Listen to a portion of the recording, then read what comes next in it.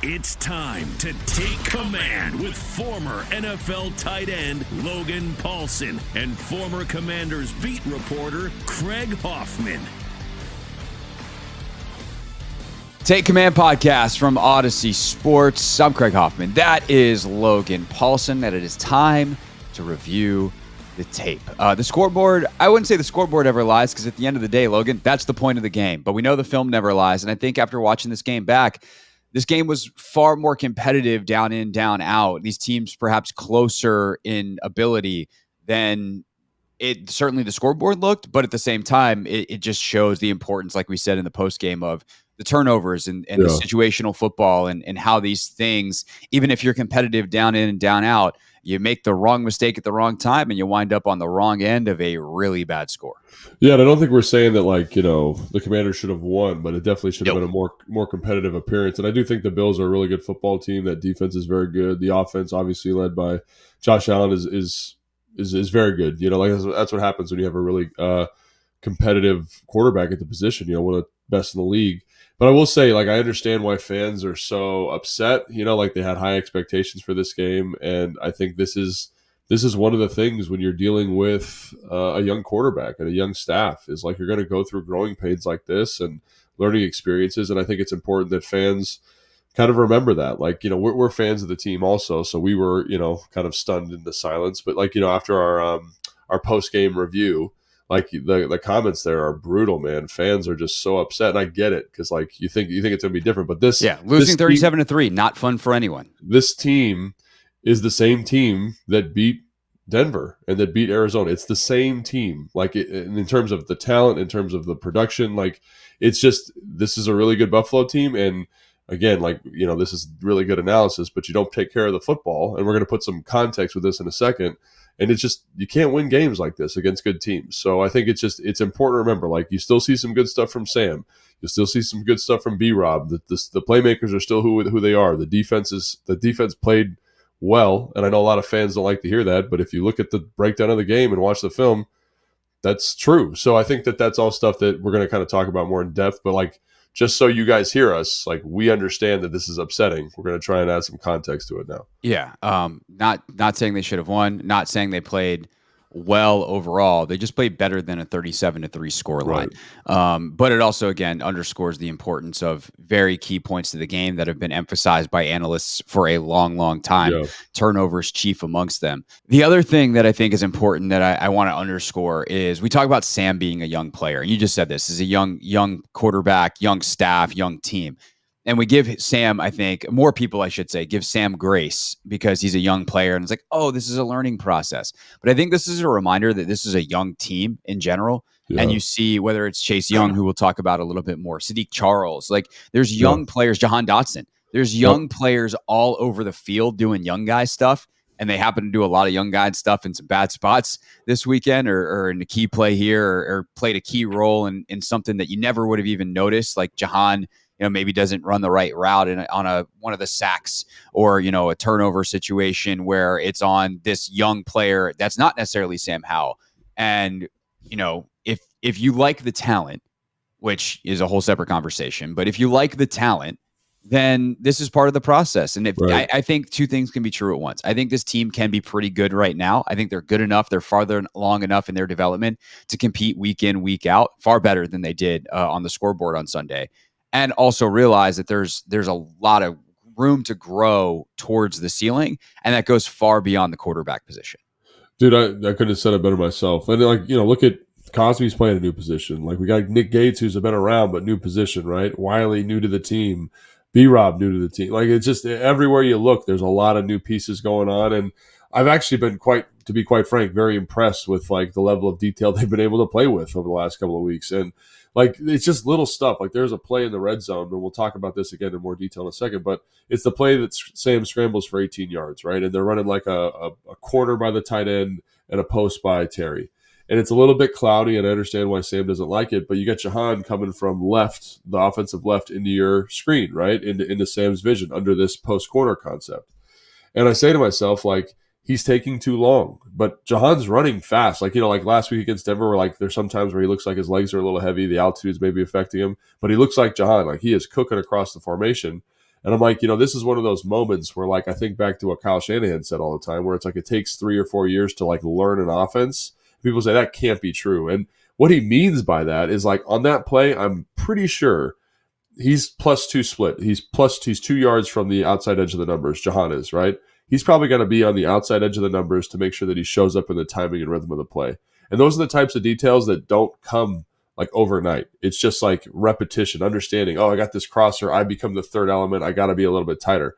And that's year 2, you learn that a little bit better. Year 3, you learn a little bit better, right? So you see little details like that. And I'm making an assumption based on the concept or how I would coach it if I was the OC. Right.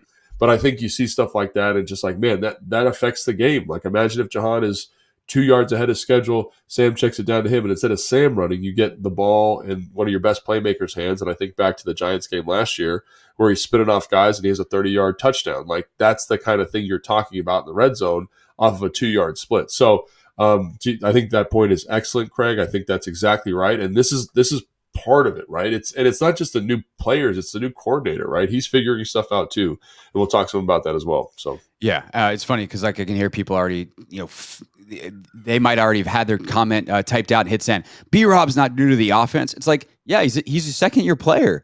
Like that's still fairly, and it's a new offense. So like, like this is still a young player in that regard, even though we feel like he's already so good and consistent. He's a great example. Like he's going to learn and get better, but he's already got the longest streak in the NFL of 50+ yards game. He's now got 9 straight 50+ yarders. And by the way, I think that's a good assumption. Terry, after the game, talked about how Sam's got to be able to trust them to be on the right splits amongst other things. So I do wonder if that was a conversation on the sideline that was fresh in Terry's mind when he made that comment about certain plays. So, that would make a lot of sense. Okay, let's dive in to the actual film itself. And everyone's going to want to talk about the pressure. So let's just go ahead and do it. We're not going to do a full 9-sack breakdown like we did last year in the Eagles game with Carson. But, we did just, the two of us, before we started recording, obviously you had watched them and I had gone back and watched as much as I could at the mercy of NFL Game Pass, but we were able to go back and actually watch all 9 sacks on the all 22 right before we started recording.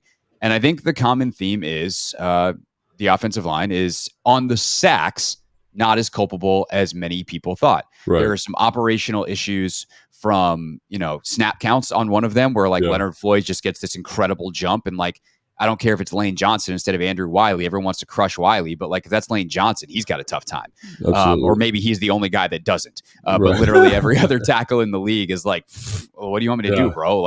You got your snap time, your snap count done. There's receiver issues. A lot of places where it's not, there's nowhere to throw. And then obviously Sam holding the ball. And I think there's some numbers that can back this up that we can get to as well. But when you watch the sacks specifically, and if you want to involve some of the other pressures as well, what did you see when you watched the tape? Yeah, I think, I had, what was it? There's 9 sacks. I think I had 1 true sack on the offensive line. One, I thought actually Arizona runs a really beautiful blitz, Buffalo, runs a really beautiful blitz. And that, sometimes those dudes get paid too. So of the 9, I'd say 2 are on the offensive line. The other ones are some version of Sam. You know what I'm saying? And again, that's not to be I'm not killing Sam here. Let's take the first one, for example. I think it's a good one to start with. So they're in the red zone, right? It's first down. And then they run this kind of concept that I think is fun. You get to a 4-by-1 overload, right? So you get 4 receivers, and that is really challenging. Number 43 for the Bills does a really good job of pushing through to this curl, right?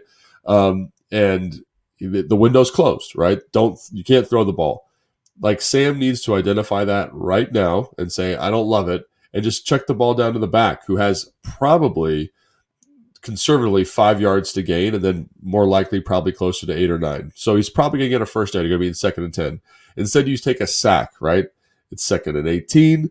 The next play, you got to throw an RPO. You don't like it for whatever reason. You tuck it down. You take another sack, and then the following play is the interception. And I just think that to me kind of encapsulates Sam's day a little bit. It's there's opportunities to not be pushing the football down the field, right? And I understand that's what you want to be doing, but it's not there. It's really easy. Yes, no, Jahan runs a great route, not his fault. It's just that number Terrell Bernard does a great job of pushing through to that curl. Yep. That they win that down.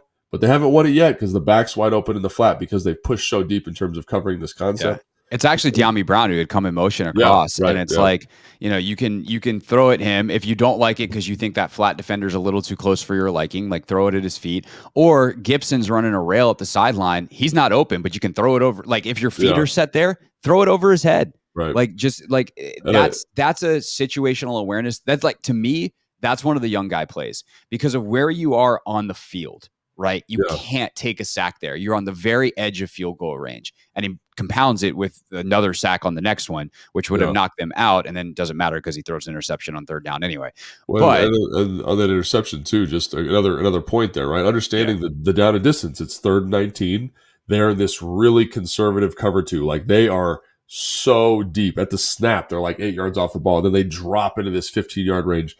That dig you're trying to throw, bro, it's dead, right? Throw the ball to Bates in the flat, get 10 yards, kick a field goal. And I think like that, again, that comes with some maturity, right? Like it's just like you're trying to make a play. You're trying to get a first down.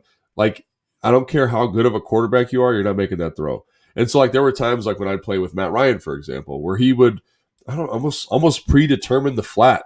Like he would tell you, hey man, like I know your chip help here, but like get out so I can throw you the ball. And you're like, okay. And you know what I'm saying? You're like, I don't, like I'm not as aware because like I don't watch film the way it is. I'm thinking about chipping, Cam Jordan or whatever. And he's like, get out. And I'm like, okay. So quick chip and get out, get the ball in the flat, you get like an 8-yard gain and kick a field goal. Like that's good process by him. But that's also a guy who played at the time. Like he was in like year 14. So like that's experience and stuff that accrues. And this is something that Sam can learn from. So.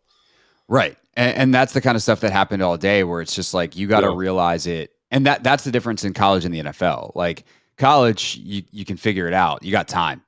NFL, stuff happens right now. And, so fast. And you gotta realize like this. So the second sack is the RPO, right? Yeah. This is one where I just look at the play and I'm like, why did he not hand it off? Like, what did you, or like, if you want to throw some of the RPO, like if you want to hit the pass on this, the leverage that the corner, I think it's Tre'Davious White, has on Jahan, like he's outside of Jahan on an out before the snap, or like instantly, and it gets even wider when the ball is snapped. Like, what are you looking at that's making you think this could be an option for me? And it could be a box count situation where it's like numbers. I don't remember the play. Like if it's 6 man in the box, you're throwing the thing. But also, I look to the front side of that play. It's a hitch, and I don't know the read, but it's a hitch, and then that nickel player is filling the run, and like the throw's there. I don't know. Again, I don't know the read. Right. But like he did this last week. He did this against Arizona.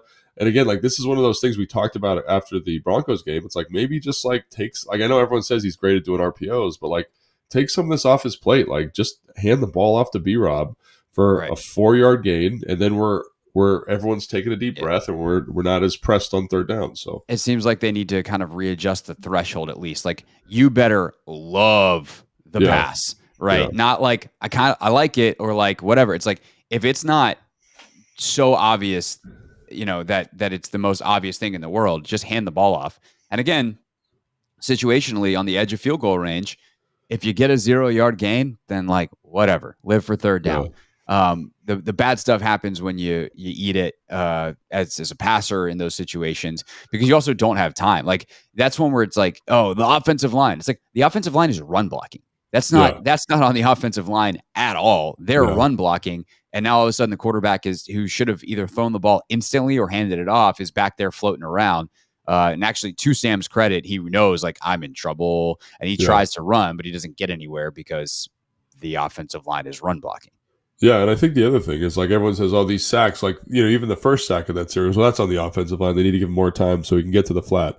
Like he takes that sack at like 3.2 seconds, which is a very, very long time to be taking a sack, right? And I think that's something people don't understand. Like the average time for him to take a sack in this game was over 3 seconds, which is that ball needs to be out at like 2.7 traditionally, right? And concept dependent, all that kind of stuff. But it just shows you like he's like almost 5/10 longer than like what he needs to be doing in terms of getting the ball out. So it is significant, and this is part of the thing. Like this has been part of his MO for a while. Like he had a very, very high pressure to sack ratio in college, which got a lot of people spooked because he didn't play well under pressure was the moniker for him coming out. I don't think that is true of Sam. I think he's got the ability to improve in this area, but you're seeing kind of some of his warts a little bit. And this is again, like I don't want to sound like I'm being kind of laissez-faire or dismissive of it, but he is a young player who needs to grow, and these are the things that he needs to grow out of. Like we saw, like last week against Denver, we saw him make some of the best throws I've seen anybody make since I've been covering the team. So like 4 years, right? And so like that talent is so valuable, but this is also part of the growing process and the learning process is you're going through some issues here that young players go through. And so like I'm not being apologetic to Sam or apologetic for the offensive line. Like this is just football. Like when you watch a lot of football, this is just part of it, especially with a young football player. So yeah.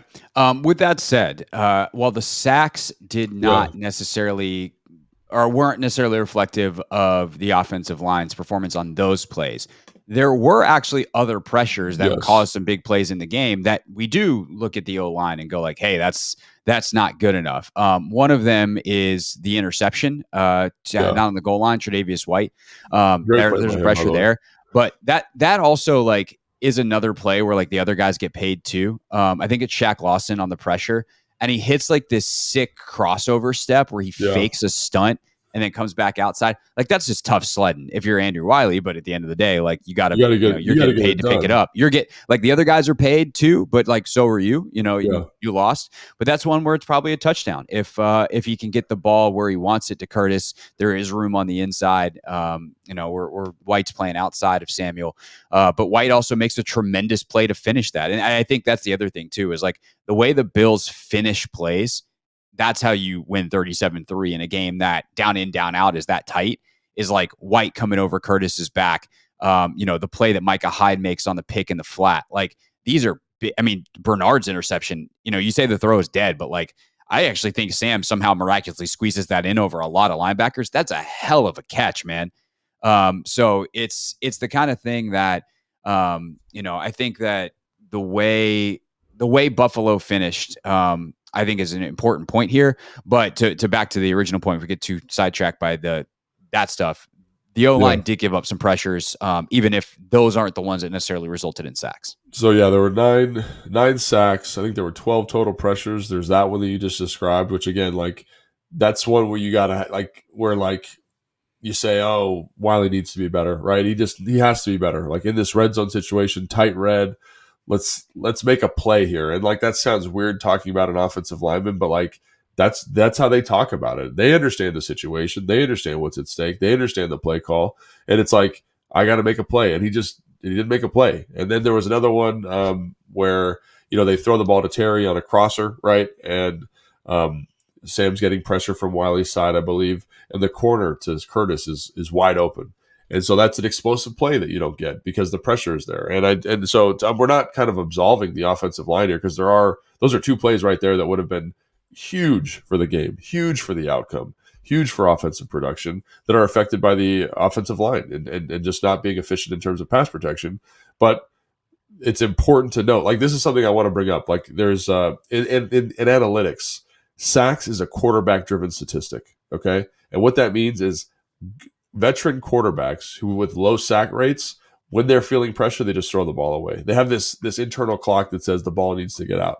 And so that's kind of why we're on Sam so much, is because he's turning these pressures, 12 pressures, into sacks at an extremely high rate. So taking 9 sacks on 12 pressures is crazy high. I mean, that's almost 70%. So like that's something that, again, like Sam through time and experience will get better at. But again, some of the pressures in the game negatively affected Sam's ability to execute the offense, and we're acknowledging that right now. It just, the sack number does not reflect it the way that I think a lot of fans think it should be reflected. Yeah. So PFF, the way they wound up doing it, they had 24 total pressures.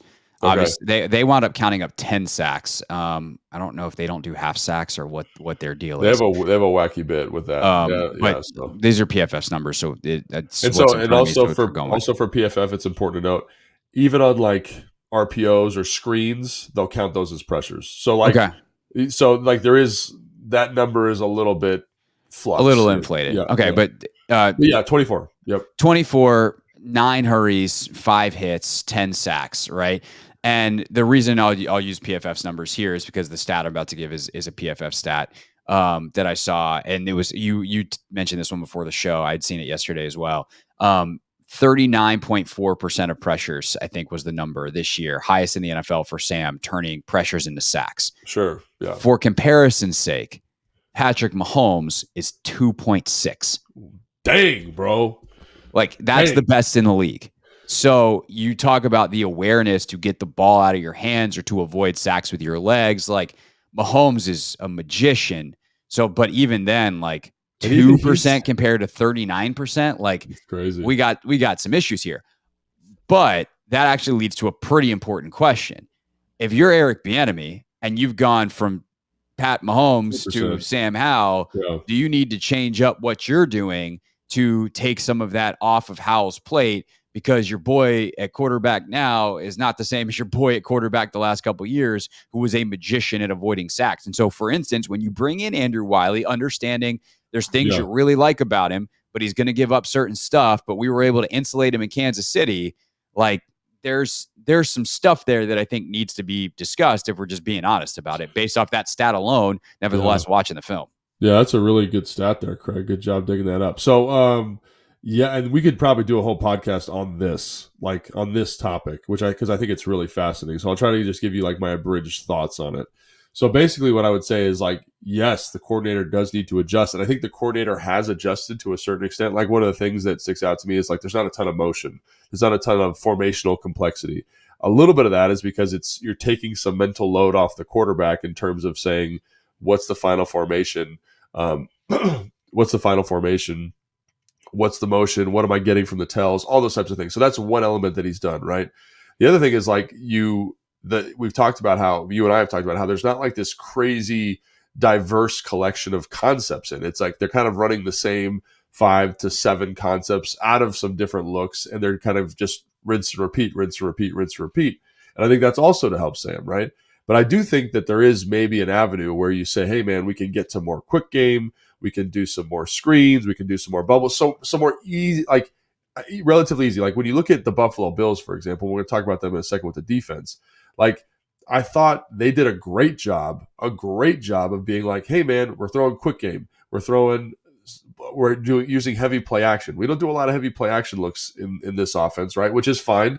They don't do a lot in Kansas City. It's like kind of misdirection, play action, whatever. But it does help. It does help mitigate the rush. It does help create clean pockets. And I think there are some things that maybe, like you can kind of investigate as a play caller and say, I can do some more of X, Y, Z, or find stuff that Sam does. And that's the thing about this that's so hard, is like you as a play caller have to communicate with Sam and be like, what things do you like? How do we get to that more often in the game without becoming predictable? And it is this razor's edge. And again, like I said, we can talk about this all day, but I do think that is something that I would be really curious to talk to EB about and just be like, hey, man, are there things you can do to help him with this, hurries to pressure or pressure to sack ratio that seems to be an issue. It has been an issue for him since college.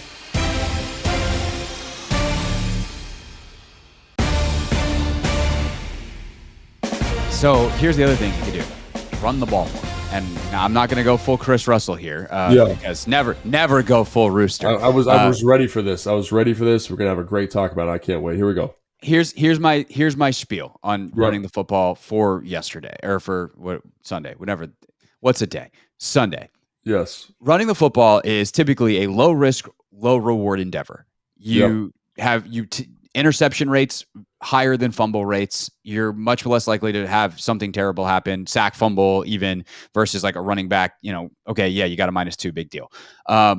But it's low reward, so that's why offenses now want to pass the ball more. It's like, why would we average 3.7 yards or even 4 yards a play when we could average 8 or 9 passing the football? Sure. The problem with that math on Sunday was they were averaging 8 yards a carry. So when you have a neural load problem with your quarterback, you have an offensive line that is giving up some pressure, like you got all the things that can go wrong in the passing game going wrong. And the math has changed. So you have a higher reward running the football.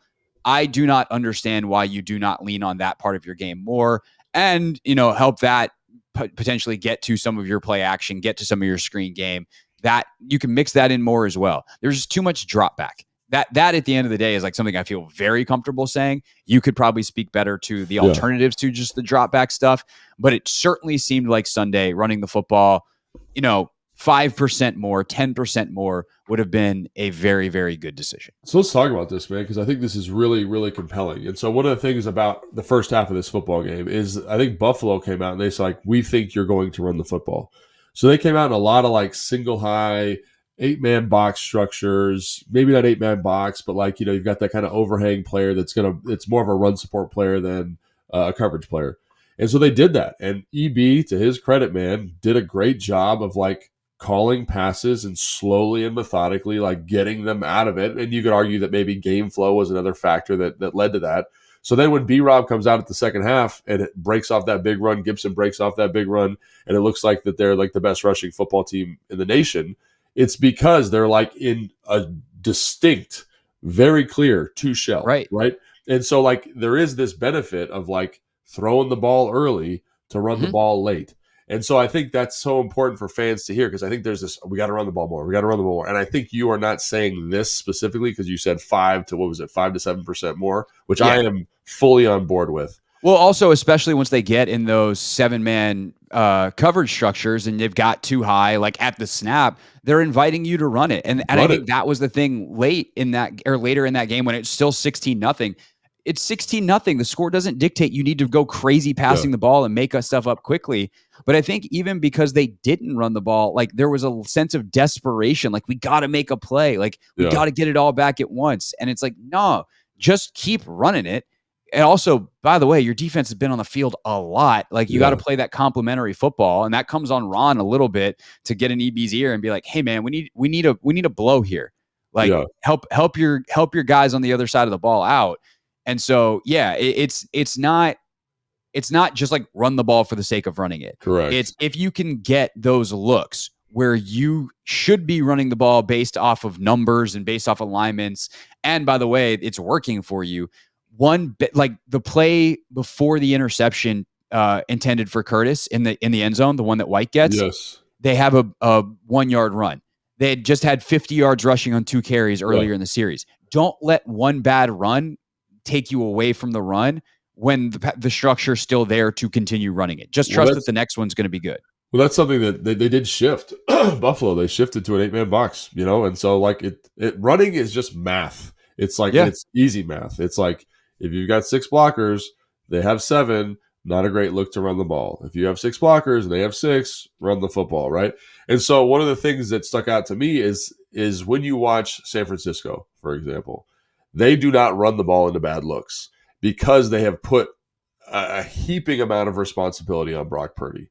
He's canning stuff. He's checking stuff. They're changing the direction of runs. They've accounted for these safeties in a way that is very, very nuanced and specific.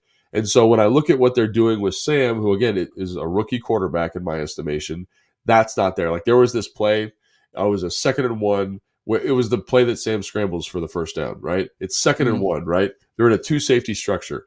I am not a smart man, but I know that post-corner concept is probably going to be dead versus that, right? Now, to EB's credit, if they get in the right split and they get showed up where they're supposed to, it doesn't matter. You just check the ball down. It's easy. But I would love it if right there they were like, hey, man, it's 2 safeties. Let's have a pass can with a run. We could run like a little zone read on this beautiful 6-man box and get the first down and not even think twice about it. Get them out of that structure a little bit. You know what I'm saying? And so I think that's also something you get with a rookie quarterback and a play caller is you can't have all these layers. And that's never been like an Andy Reid thing. That's more of a Kyle Shanahan tree thing. It's like finding the perfect play. Sean's notorious for that. McDaniels is notorious. LaFleur, like all those guys, perfect plays. How do you get to the perfect plays? You have multiple plays called. The quarterback's got to get to the right one, right? So I think that's part of it. But also I think like look at the Jets-Patriots game. Like everyone and their mom knew that the Jets were going to come out and run the football. And the Patriots were like, no, we're just going to put more people in the box than you want to deal with. And so it's not a tenable thing. It's not a tenable thing to run into those bad looks. Because like look at Derrick Henry on 6 of his 11 carries this last weekend, right? He's running into plus box situations. He's getting hit behind the line of scrimmage at 3 yards deep. You know what I'm saying? Like, it just, like, I don't care how good the back is. Like, it just, the math isn't there. So what I would say is can you evolve that a little bit to kind of say, when we get the good look, can we make sure that we're running the ball? You know what I'm saying? Like, can we Right. have a play Like, call can that you we're almost running? automatically say we have from every formation? If I say if there's no other play canned, or pick a different word, Yeah, right? If I go to our magic word, it's inside zone. And yeah. like if we I get mean, that 6-man box inside, it's like in Madden. Like there's always an audible that you can call in Madden, right? You got the four different buttons, whatever. And like that's not how it works in real life. Like it did yeah. for Peyton Manning. Peyton Manning had the entire playbook at the line of scrimmage. It was crazy. Did I tell Um, you that like when I went to, this is a little bit of a side, maybe this is a 5 minute story, but like the when I let's went just to save it for it. Let's yeah, save let's it save for it. take five. Remind me. Take Yeah, five. William, write that down somewhere. Take five. Play calling Peyton Manning something. yeah, perfect. But so I don't lose my train of thought. And Yes, now everyone's got to listen to take five. But the you can you can have one all the yeah, time. Like you can run inside zone from every formation. So, if we get that look, let's always run inside zone or whatever it is, however they want to handle it. There's got to be a way for them to take advantage of one of the best things that they've got going for the team. Like, yeah, and that's the other thing is like, how do you get the ball to your playmakers? Brian Robinson is a playmaker, yeah. and getting him the ball more is a good thing for this offense. And so it's part that as well. How do you make sure that he gets his touches in advantageous situations? That's a way to do it. Yeah, I agree. And I think you're being a little hyperbolic saying all the time, but like you Right. could definitely Yeah. lean in. You could definitely lean into that a little bit more, especially in this game where you're kind of again you're going. You don't need to be revving the throttle the whole time. You can slip it in a 4-wheel drive, especially like when the score is 16-0. It's really like a 2-score game, So I think we both see that the same way, and it's just you can't run the ball for running the ball's sake. You got to find ways to get them in the right looks, and you see how effective running the ball is when you're there, when the Yes. looks are correct. And so that's great. And I think EB earned that, game flow earned those good touches for B-Rob. And B-Rob did a great job. Like, I mean, he was my player of the game, quite frankly, like breaking tackles, extending plays, really doing some excellent job from a reading the run standpoint. But yeah, like I think like on the goal line is a great example, I think, of running into a bad look, right? Because you've Yes. got Oh, I like, hated that play call. yeah, it's like there's 1,000, like they're in goal line and you are in 12 personnel and you've got two guys flanked out. Like that run is going nowhere.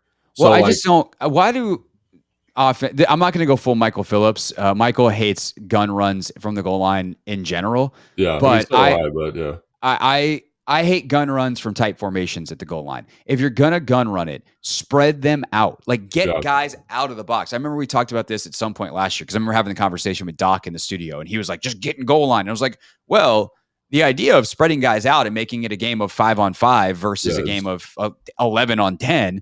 That's a good idea. Like get DBs and yeah, get as many linebackers, as many people as you can away from the point of attack, and then it's less matchups that you have to win. right. But No, that's not what they agreed. did. They gotten gun and bunched it up, and then Robinson's getting a slower start because he's not running from the dot. Like just get him downhill out of if you're gonna bunch it up, like put Alex Armour was up. Put him in there. Yeah.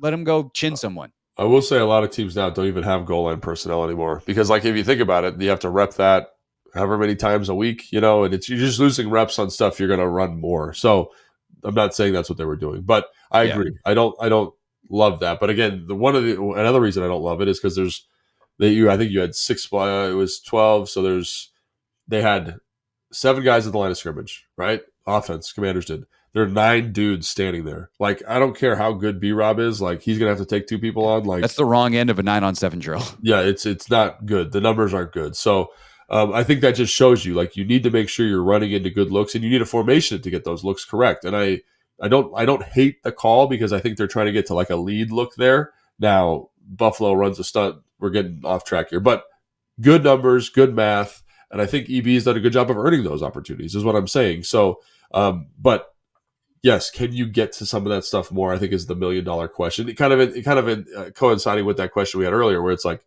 how do you help him more in the passing game, avoid sacks? This is maybe a feature of that. And again, there's so many ways to kind of do this thing and be a productive offense. But like what ultimately what does EB decide? Because he's obviously a smart man, and he's going to Yeah. figure out the best solution. So 100%. All right. Anything else from the offense? Any other plays that we want to talk about? I know there was one down there by the goal line where Jahan's like wide open that everyone Which one was was that? I don't posting. know if I saw that. I don't remember. I just remember like Jahan is sitting left. I think it's the one that he throws over Yeah. We Cole can talk Turner's about head. that. We can Yeah, let's talk that. about that one real quick, and then anything else from the skill position guys that we should touch on before we get to the defense. Yeah, so on that one, they're running like it's the same play that Logan Thomas scored a touchdown on. They've just formation it differently so that the receiver's running the dig, and then Jahan's running the sit, and then the third receiver's running the flat. And so I think everyone sees that and said, "Oh my God, look how wide open Jahan is!" Right? But the way that nickel played that was really interesting because I do think that they had a better look. So first off, I think Gibson gets a little bit deep on that route. He gets to 6 as opposed to 5. And then Cole gets a little bit short. So the window to throw the dig is like really muddy to that side. And it's pretty clean to the other side. And it makes sense because you've got guys who are receivers and they run routes for a living. Like it looks a little bit cleaner over there. The reason Jahan is so open is because number 7, the nickel. It's crazy what he does. Yeah. So the second Sam looks to the right, he is like, bump it. Sam's not coming back over here. I am running over here. And he just basically clouds the whole window open. And I wonder if that's something like that Buffalo is coaching versus young quarterbacks or coaching in the red zone. Like, because he doesn't have time or he's not good enough or he's not experienced enough to get back over here. Just get over there and flood that window. And it works great. Like, it's a great job by Buffalo. And so, yeah, it looks like Jahan's wide open, but he's wide open because of how they're coaching the nickel to get out of that zone. So I think like that stuff that's like freeze frame analyst work, and like football doesn't happen in a freeze frame, right? Like, yeah, you stop 100%. That. You stop that after Sam looks right. He's going to look like the most open dude on the field, but that's not how football works. That's not how reads work. That's not how the pre-snap process works. Right.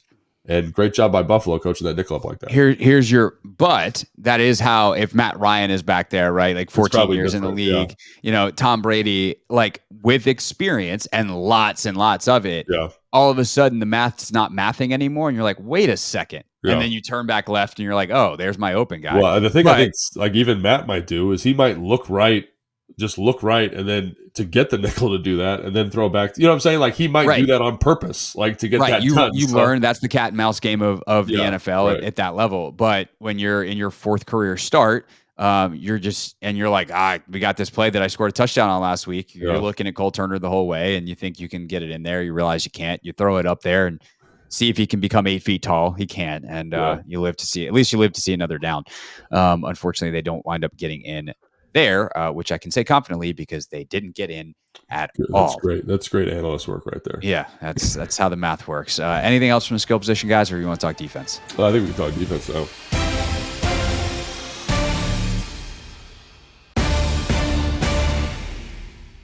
Take Command podcast from Odyssey Sports. I'm Craig Hoffman. He is Logan Paulson. Make sure you join us. Tap Sports Bar, MGM National Harbor, coming up this Sunday for the Take Command pregame show. We start at 10 live on 106.7 The Fan and the Team 980 on YouTube as well. And you can come hang out in person starting at 11 a.m. Then, of course, about 90 minutes after the game, the Take Command postgame show, the Instant Reaction podcast. We do it live on YouTube at the Team 980 and at 106.7 The Fan. Defense time, Logan. Let's get into it. I've been on the Chase Young thing for a couple of days. So people that have been listening to the radio show, people that listen to the post-game pod, they've heard me talk about this. I think Chase is – there's 2 things that stood out that I want to talk about. One is the discipline element, where I think there are times where he's getting – he's going for the win on the rush, and it's actually not the best thing. And especially against a quarterback like Josh Allen – just rush your line, keep him in the pocket. Do not let him get out and make the big explosive plays. Although sometimes Josh Allen makes big explosive plays that should be pro. Like that first third down or the first drive, the one to Diggs is like one of the craziest plays I've ever seen in my life. He's running right. He throws leaning backwards and he hits Diggs at a point that he couldn't have handed the ball to him better. But I think there's also an effort thing with Chase, like after he misses Allen, for instance, and then he's kind of jogging behind the play. And that's one where I also I'm genuinely asking, like, is that an issue, or is that just that's a big man who's put forth a lot of effort in the first 5 seconds of the play and he's tired and there's just nothing you can do about that. And that's kind of standard football, because I watch guys like Sweat. I watch guys like Allen pursue, And Yeah. sometimes like there's a cutback and they wind up get back in the play. Like you hustle because you just don't know what's going to happen. And I think, on top of the discipline side of it, there is a maturity, and this goes back to Chase, being a young player and not having played much football in the NFL, where it's like, hey man, if you want to be great at this, and the motor is going to be one of the things that people talk about with you, I can't see you jogging behind plays either. You got to finish in all aspects. Yeah, so elite defensive players, they're special and they're elite because they finish well, usually, right? And I think that's one of the things about Montez's game. Like he's one of the best in the league at that. Like he's got a good motor and he finishes hard. But there's times where you watch Allen or Payne and they're big and they're tired and they don't run to the football the way that you'd like them to run. Like that's just life. Yeah, they're big. They're big dudes in the NFL, and it's hard. Like, even like Big Ridge, like I like Ridge. He plays super hard. He finishes plays, but sometimes you get that screen and Big Ridge doesn't have the gas. You know what I'm saying? He's just going to he's going to do what Big Ridge does.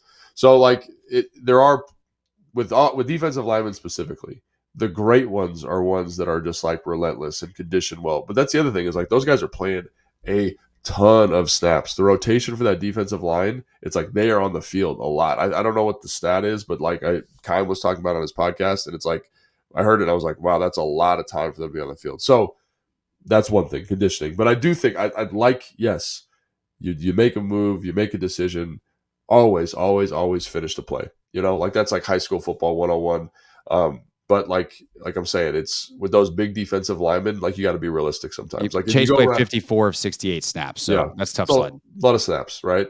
And like you like him to finish, but so like again, like I just think about all the D lines I played with, and even the really good one, even the ones that are really good at finishing, sometimes they don't have the gas. So yes, you want them to finish. Yes, that's a huge part of football. Yes, that makes your defense better. Emphatically, yes, all the time. But I'm also a realist too. And sometimes they can't do it. And you would have to ask Chase and John and Payne and Montez, like, can you do it? And if they say no, like, I'm going to believe you.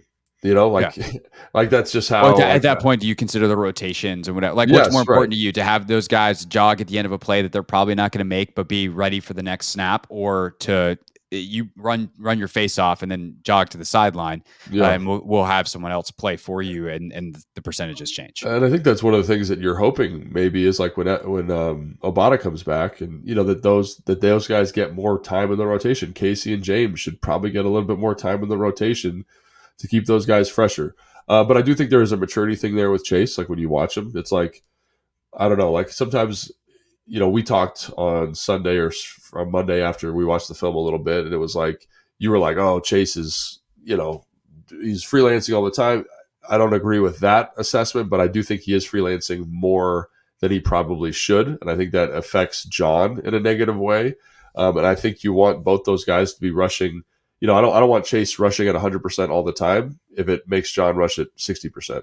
I want John rushing at 80%, and I want Chase rushing at 80%, because that's like when you watch Montez, like that's what he does. He's not always trying to maximize his personal rush. He's trying to maximize the rush of the four guys that he's playing with. And I think that there is something to that from a professionalism and maturity standpoint that is very, very valuable. Now, Chase did a great job, like on some of those inside going rogue moves. He's creating pressures like you're talking about. Like he's in the quarterback's face, but it makes the rest of the group less effective. Like there's one early where Allen scrambles out. Josh Allen scrambles out, and Chase makes an inside move, creates a nice pressure, but it kind of screws John, because John's like, do I have to get to outside contain? He's like trying to spin off and get up the field, and it creates this big window for him to step up and run. Imagine if Chase just does what he's supposed to do, has a nice, powerful bull rush there. John does his bull. That pocket condenses, and then Josh has nowhere to go. And so even though he got a pressure, and that's going to be a plus based on PFF's metrics, like that hurts the defense, because it. And that's what I'm talking about. Like it's not all the time, but like it happened a lot, and it happened in key situations. He does it all the time. Yeah, he does it frequently. Like not all the time. He does it frequently. Right. And he does it in moments where you're like, don't do it now. Like, why are you You're in 3rd and 10. Yeah. Like, just make him beat you from the pocket in a really tight, condensed pocket and a challenged throw. Yeah. Like, and I think that is, we probably should have started wider on the defensive breakdown, but here I go, single track mine on the thing that we've been talking about for 48 hours. And by the way, one of the important guys on the team, so it's not like it's a bad thing to talk about, but it just kind of shows like how one element of a defense, I'm not going to say like how Chase ruined the defense, that's too much, but like how one element on any given play, like you have a really solid rush, but one guy busts a coverage, you're dead. Guy misses it, you fit a run correctly, one guy misses a tackle, well, now the back's out. Like these singular elements defensively can matter so much. And on a day where I think the defense played well overall, I look at some of the explosive plays that they have, and I think a lot of them come back to the way that Allen was able to manipulate the pocket. And a lot of those, I think, are Chase trying to do a little bit too much. And it's like, dude, if you just smash double after double, this defense is going to be really, really hard to beat. And you might wind up with a few less home runs on your stat sheet, but the team's going to wind up with more wins. And I think that's kind of the point that I felt pretty comfortable. I feel pretty comfortable making after watching it back. And it sounds like you more or less agree. Yeah, I more or less agree. Yeah, I think, and the other one that sticks out is the one on the goal line, right, where they're taking the shot out of the goal line, and he takes an inside move, and he kind of washes past the pocket, and you're like, man, if you just bull this edge, get that sucker nice and tight, it affects his vision, And I know that's so hard for a young, kind of inexperienced player to understand. Like, you're like, I'm going to get a pressure. I'm going to get a sack. Like, that's more impactful. You're thinking, I'm going to get a safety. We're at the goal. Like, Allen standing in his own end zone. And Deion Dawkins is just like, I know this dude's about to try to do this inside move again. Yeah. And Chase rips inside, and Dawkins turns him and literally runs him across the pocket into Montez Sweat on the other side. And so then Allen fades right where Chase was and finds Diggs. Yeah. And again, like, there's something to just being disciplined. And I will say, like, specifically, like, because I've seen a lot of stuff about the pass rush, the Bills deserve a ton of credit, man. I think they understood. They knew where our bread was buttered. They knew where all of our draft capital, they knew where all our studs were. And they called a game that I thought was really nice. And you see this over the history of this group being together, is teams that can call an effective game. Quick game, screens, draws, runs, play action pass is really something that's very disruptive for this group, right? And how they block the play action pass looks. It's great. It just makes it hard for the rusher to find a rhythm. And like when you talk to elite pass rushers, one of the things is like finding your rhythm as a rusher, being able to identify passing situations. Like I think it's the drive where Kendall ends up getting the interception. On first down, it's like a holding penalty or something. Oh yeah, holding on Spencer Brown. It's 2nd and 20. And everybody, the 40 defensive linemen, know that it's a rush. Chase power rushes, Montez power rushes, John does his thing. The pocket constricts, he has to throw it away. Like that rush works, and you're able to create an effective pressure there because everyone knows. I know that they're going to pass the ball. I know what's going to happen, and now I can rush how I want to rush. When they stay in like these positive down and distance scenarios, right, and they call an effective game, I think it makes it really hard for them to find a rhythm and tee off and pin their ears back. And also, I do think there were times where I watched the game and I'm like, man, they're rushing a little bit too conservatively because of their respect for Josh Allen. And so, like, it's this double-edged sword of, like, the game was called well, you've got a really dynamic player back there who knows how to extend plays, and you just get the rush that's kind of neutered a little bit because of all the things you're thinking about with regards to rushing the passer, which it should just be, I want to rush the passer, let's go do it. Right. And Ron talked about that on Monday. He said, I think our guys got spooked a little bit. And if you watch those first 2 third downs, like, you get it. Yeah. Allen able to split, part the C and rush for a first down on a third. I think it was 3rd and 10. And then the next one, I mean, again, that play to Diggs is just ridiculous, where he's rolling right and it's like sidearms at 40 yards in the air. And you're like, what the hell is that? So I get it. I think some of the other big plays too, like I think we should talk about the touchdown to Davis after the interception. So it's a 35-yard ball, and it looks like a honey hole shot, which typically, like, the honey hole against cover 2 is like 17, 18 yards downfield, and that's a tough throw for quarterbacks. Like, I'm sure you'll say Forrest needs to be better and there needs to be better coverage there, but like, that ball is on Davis so fast that I think against a lot of quarterbacks, Forrest has a lot more time and maybe he's able to contest and make that. But the way from a pass rush, from a secondary, like it shows you how elite Josh Allen is and how hard it is to beat him, because there's just stuff he does that nobody else except for it's like he and Mahomes are the only ones that do it. And mentally to understand, it's like, if you're a hitter and you're used to facing 96 and all of a sudden a dude throws 100, like it's going to take you a second to adjust to 100. And I don't think the Commanders adjusted to Josh Allen really all day long, frankly. Well, on that one, I really like the play call. They get in, they bring in their extra offensive line when they've got another tight end on the field. They bring Diggs in motion across the formation. And that play is designed, that pylon route, it's like a deep corner. So it's like this really high-angled corner. You call it a pylon because you're running to the front pylon of the end zone. Right. And the whole idea is that, on these routes where I think number 2 is running a big corner, right? He's running like a sail route is what I would call that. And then you get the flat by Diggs. And so you're trying to clear that safety out for that corner route there, right? And so you're running goes, you're running verticals, and you kind of run an angle at the safety to hold him there so the corner's going to be open. A couple of years ago, or when I was with Kyle, like basically they were like, let's just have that guy run a route that's live in the progression. So you get a safety who's playing a receiver with inside leverage on an outbreaking route. And so to me, like, that's tough sledding. That is tough sledding. Like, because it's like, could Forrest be better? I'm sure he would tell you yes. But like, if I'm a coordinator, I'm calling this play to get that look. And I know Josh can make that throw. So I'm like, this is exactly what we want, right? And I thought Jack did a really good job all game of kind of playing softer, more conservative coverage structures. And really, the defense did a good job of kind of blanketing routes. If you're going to run a lot of cover 2, which they're in here, I think, if I remember correctly, they are, or quarters or something, like this is what happens. People say, oh, what are our cover 2 beaters? Can we get a shot off of this? Yeah, let's hit this. And like, that's tough, man. Like, I know people want me to be like, Forrest, you suck. And but like having coached, I coached football at the high school level. Like I've watched a ton of football. I played in the NFL for 10 years. Like that's what you draw up to beat that coverage. And it's like, like could Jack have put him in a better situation to be successful? Yeah, if you knew the play call beforehand, yes, benefit of hindsight. Yeah, absolutely. Yeah, but like that happens. And it's enhanced by the fact that receiver is really good and that quarterback makes that throw on a dart. Like there's no arc on that ball for Forrest to go undercut it. It's just like Josh Allen did some really special stuff. And that's a huge reason why they do what they do. I mean, I think another play that's interesting that kind of shows the Josh Allen spookedness is the rushing touchdown he has. Cam Curl has a free shot at him.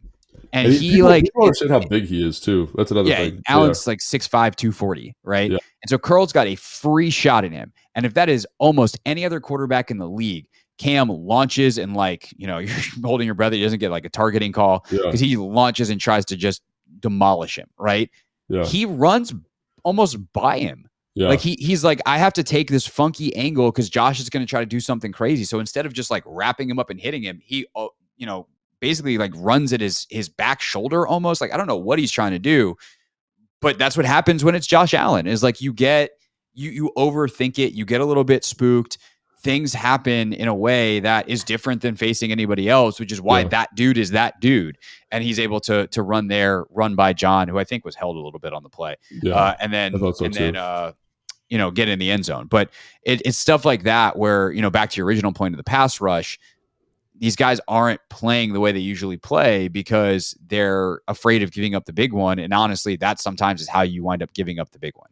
Yeah, and I think, on that one with Cam, like Josh deserves a lot of credit. Like he sees the rush, he steps up hard, right? And it messes up Cam's angle. And then he's big enough that you're not going to bring him down with an arm tackle. You're hoping John gets off, he gets held. And like that's the problem of playing elite players at the position. That being said, man, I really think the defense did a great job. Like, I know that sounds insane. I know fans, I can hear them already like, wow, fire, everything's on fire. It was 16-0 after 4 turnovers going into the fourth quarter. Like, are you out of your mind? Like, that's incredible. Like, good job for them. But now you could argue, like, was the Buffalo going as hard as they could? Did they have their foot on the gas the whole time? That's debatable. But like, they get an interception. They get a stop on 4th and 2, right? Like they did some really good stuff there.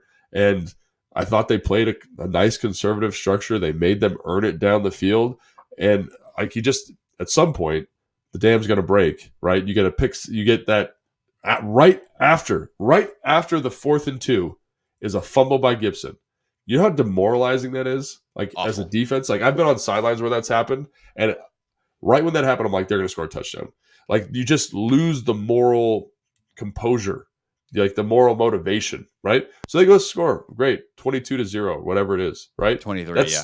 It's still not a crazy score, right? It's still not like totally outlandish.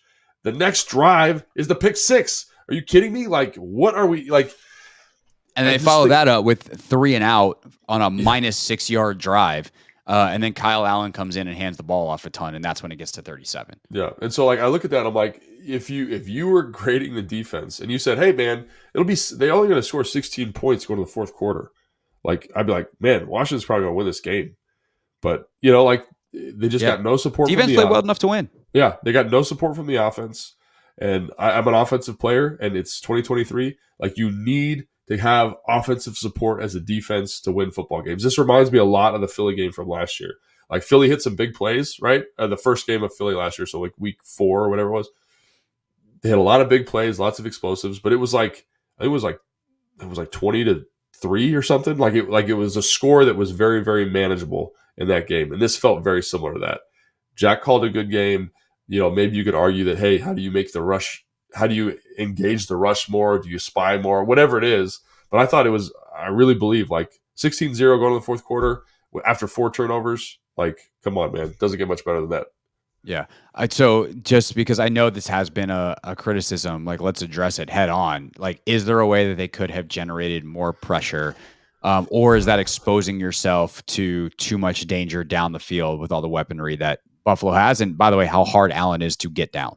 Yeah, I mean, I think when you're looking at when you look at the all 22 and you just watch it down to down, like Jack's philosophy, I think is one, and I'm speaking just off of observation. I haven't talked to him about this. Right. He's okay with you going on a long drive. He's okay with that because he thinks you're going to mess it up. And for the most part, by the way, it's crazy. A couple of those Buffalo drives, like the long drives they had, they overcame penalties. Like they got all this, like Washington got all the stuff they right were hoping. And then Josh would make some crazy play on a third down, and all of a sudden the drive gets extended after a tripping penalty, after a hold, after whatever. Yeah. And so I think that but again, like it was, like you said, it went as they thought. Josh made some plays, but they weren't productive drives in the sense that it wasn't leading to it wasn't 28-0. It wasn't like they were getting touchdowns, they were getting field goals. And so I think you're actually okay with that.